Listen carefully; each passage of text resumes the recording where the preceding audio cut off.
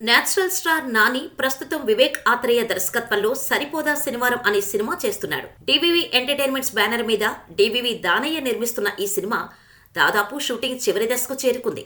త్వరలో రిలీజ్ కు కూడా రెడీ చేస్తున్న సినిమా యూనిట్ ప్రమోషన్స్ కూడా ప్రారంభించే పనిలో పడింది. శనివారం నుంచి సినిమా ప్రమోషన్స్ మొదలు కానున్నాయని అధికారిక ప్రకటన వెలువడింది.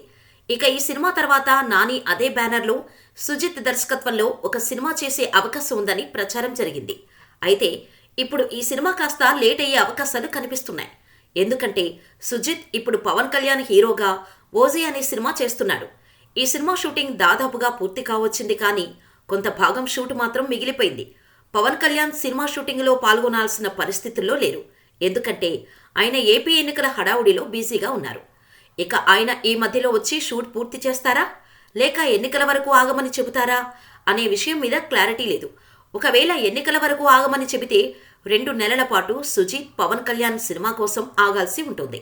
అదే జరిగితే కనుక నాని సరిపోదా శనివారం షూటింగ్ పూర్తయింది కాబట్టి 2 నెలల టైం వేస్ట్ అవుతుంది అని భావిస్తున్నట్టు తెలుస్తోంది. సుజిత్ లైన్లోకి వచ్చేలోపు మరో సినిమా పూర్తి చేసే అవకాశాలు ఉన్నాయా అనే ఆలోచనలు కూడా చేస్తున్నట్టుగా తెలుస్తోంది. ఇప్పటికే బలగం వేణు చెప్పిన కథకు నాని కనెక్ట్ అయ్యాడు. పీరియాడిక్ లవ్ స్టోరీగా దిల్ రాజు నిర్మాణంలో ఈ సినిమా తెరకెక్కే అవకాశాలు ఉన్నాయి. ఓజీ షూటింగ్ కనుక వాయిదా పడితే నాని బలగం వేణుతో సినిమా మొదలుపెట్టే అవకాశాలు ఉన్నాయి.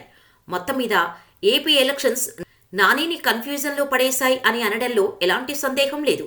చూడాలి మరి ఏం జరగబోతోందో అనేది.